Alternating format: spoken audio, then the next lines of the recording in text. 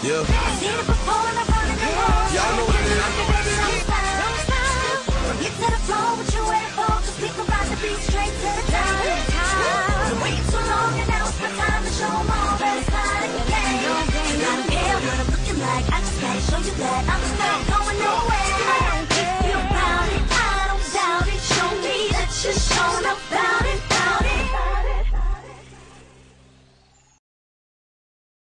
Hi, welcome to the Life in the Now broadcast. I am Nicky Yarborough, and I'm so excited today about my guest. You guys know at least one of them. You know Miss L.Michelle here, who has been walking with me, who has been my friend, who has been my assistant, and some people call her my armor bearer. They call her just whatever. Oh, L will do it. Okay, so L is going to tell her story today.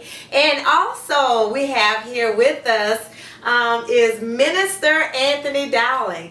Anthony is a minister and also a pastor's assistant. He is a member of Discovering Life International Ministries right here in Tallahassee, Florida, where the pastor is Pastor Ivery Guyton, and you will hear from Pastor Guyton a little bit later on in this segment. But we want to welcome you guys. Welcome, Anthony. Thank you guys so much. I'm so happy to have you here. I want to hear this story, the life behind being a pastor's assistant. Oh, yeah. You know, and I think the story must be told in this season, you know, because a lot of times people really, they underestimate the power of the assistant, the power and the anointing of the assistant. And sometimes the assistant underestimate the importance of their position. And knowing your position, knowing your role, and knowing what you're there for with the right heart. Right. So, you know, I want you guys to talk to us, talk to the people out there, because I think it's very important now. Yeah. Because, and let me preface this conversation by saying this, because Elle, you've been with me for like 9 years. We've been friends. You were a member of the church that my ex-husband and I pastored. And I've watched you grow. You've watched me grow in the ministry, because I was very young in ministry. Right, we all were. But to still be standing today and continuing the work of the Lord, a lot of people, they look at you and they say, well, I mean, it seems like Elle is doing a whole lot, because your specialty, your area is media. Oh, yeah. So whenever I need any type of media, you know, you're right there. You're ready to move in. You know what I'm saying? Right. But that's your area. But the vision behind the media comes directly from me, because you know I'm a stickler about vision and what I want to put out there and what God is desiring to put forth. Right. So it's imperative that people know your hearts, that people know that you guys know your role. Yeah. And it's not a takeover type thing, and it's not a slave drive type thing. That's why I'm so excited about this show. Yeah. And I'm so excited to hear it from Pastor Guyton as well, because, you know, we have a lot to say about this. Right. But, Elle, if you would start us off with addressing some of the issues that assistants face, and how, from the past until now, how that whole role have really changed. And then we'll hear from you, Minister Dowling. All right. Okay. I think and I'm glad to be able to talk about this. I think it's really good. But, you know, I think there's something greater that's at work that you don't quite understand either. Right, right. When I started off with you 9 years ago, I never thought the road would lead here. Right. I really just thought I was going to have the ordinary church experience, maybe a little bit deeper, because I wanted to know a little bit more about God than I had ever wanted to know in the past. Right. But I did not go to college for ministry.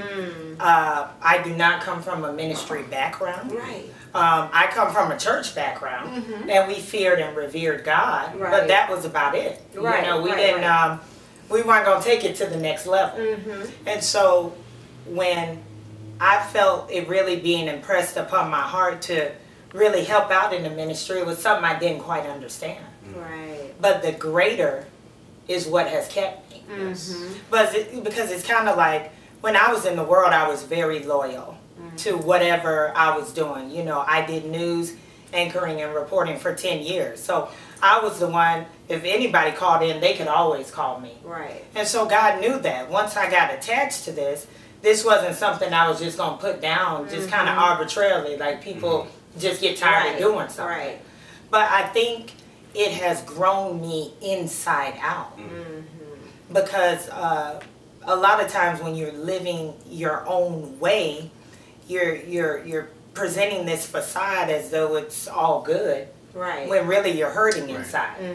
Whereas when you're living a way that you don't quite understand, it may hurt you on the inside, but it's more fulfilling than you've ever had before. Exactly. And I think that's what assisting has just kind of taught me over the years. It's not instant gratification, but it's better for you. Right. And God knew that you could handle it, even though you felt like you didn't know what this was all about. But He knew you could handle it, because you know that we walked through some situations that the average person would have just really, they wouldn't be able to stand through some things that you've stood through, that you've walked through, that you've encountered, and that you've watched me go through. You know, the average person wouldn't be able to handle that. Yeah. So He knew that it was something in you. So it's not just that you're assisting someone, but you were called to that position. Yeah, it's not. This is a call. And we were talking earlier about a call. You don't make the call. Somebody calls you. Right. And so this is not something that, you know, I was dialing God up, trying to look to see if He had some positions available.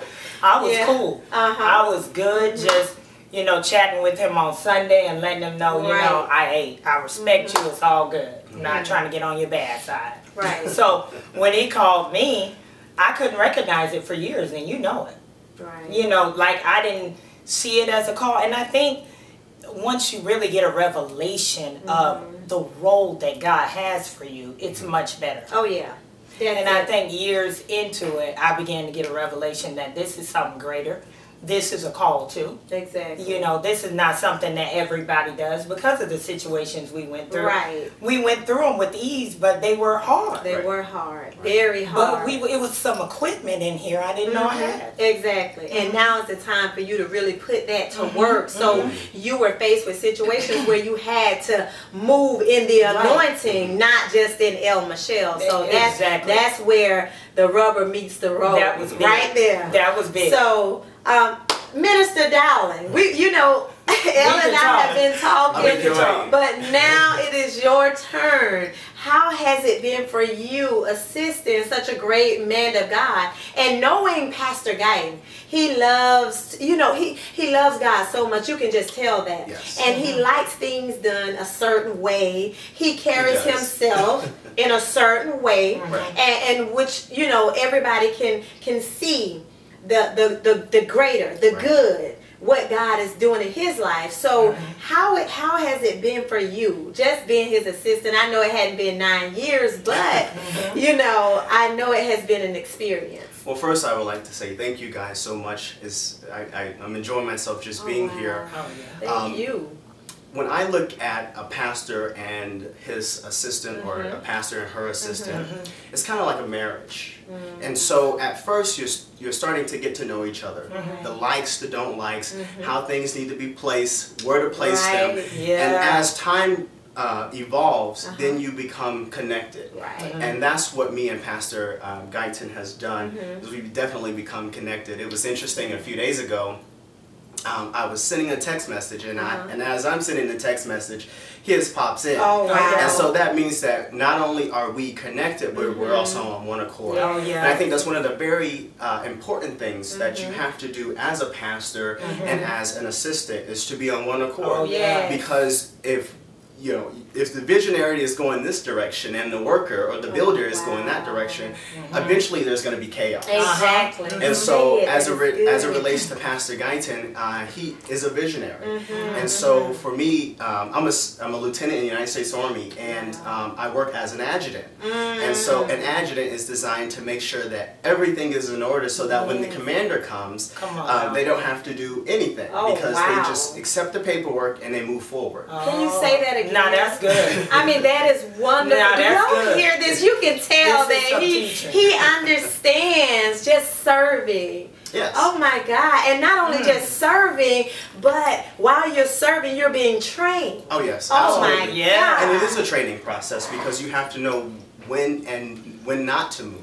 Because everything is strategic, and as you know, as we are moving forward in the dispensation of the kingdom, we have to be very strategic. Yes. And so as a result, I need to know what is the foresight, and that's where the prophetic comes in at, and that's what prayer and fasting, to know that, okay, whatever pastor may be facing, I need to know because I need to uplift his arms. I need to be praying for him, fasting, because as the leader, his job is just to go out, compel people to Christ. It's also to set order, and my job is to make sure that all the little knickknacks are put into place. There you go. And so I think That's when awesome. God designs a pastor and an assistant, there are things that has transpired in their life, so that when the time does come, when God says, okay, now it's time, everything falls together and it's amazing. Yes, the way it just comes, and then you can tell because there's such an anointing in it. There's no, like you said, no chaos. It just flows. And when you have that type of flow, especially in the kingdom, God can move in a mighty way. Mighty way. Because it's really everybody's working together so that God can move, so that He can do, because He's the commander in chief. That's right. And you got to understand that, you know, I'm subject to somebody. Oh yeah. You know what I'm saying? Exactly. Pastor Guyton is subject to somebody. And that person is the Lord and Savior Jesus Christ. It's so strategic. It's strategic. That was right. good. That is very good. This is not osmosis. Right. That we're in these positions. Oh my God. This is absolutely ordained by God. It is. Yes, it is. This is a part of His great work. You really got to get to that point to where you can say, okay, I'm submitting to this vision. If you're submitting to the vision, you submit to the visionary. And it's not about somebody lording over someone. Right. And you know, I hear that a lot. Because people look at me and like, oh, well, she's all glamorous and she's out there. No, I'm not all glamorous, but this is me. This is my demeanor. This is who I am. This is my makeup. Elle, she loves her boots. She loves her. She's a rock star. She loves her rocky, and I'm not. But why can't people understand that and embrace that? That people can be different. Even though they work together, because we're on assignment for the same person. And that's God. And this is what God has called us to, because imagine if we were all the same. We would think the same, we would act the same, we would dress the same, and there would be no diversity in it. And you know, since the time of creation, when you look in the stars and the nature itself, it is the epitome of God's work. And so each individual person, it makes up a piece to the puzzle. Just like the word says, you know, we're all many members, but one body. And if we were all the same eye, if we were all the same finger, what would the rest of the body? Exactly. So know your role and be confident. Know your role. That's it. So, I mean, this is great. I am really, really enjoying this because I think people need to really understand you guys' heart. And Elle is actually coming out with a book. Oh yeah. Well, the book, real quick, and I know we're out of time here, but the book is called Weightless. It's an audio book, and it's something I started writing in 2010 about really removing the buttons and how that happens when you're submitted to a vision. So it's Weightless, the diary of a personal assistant. So. Wow, that is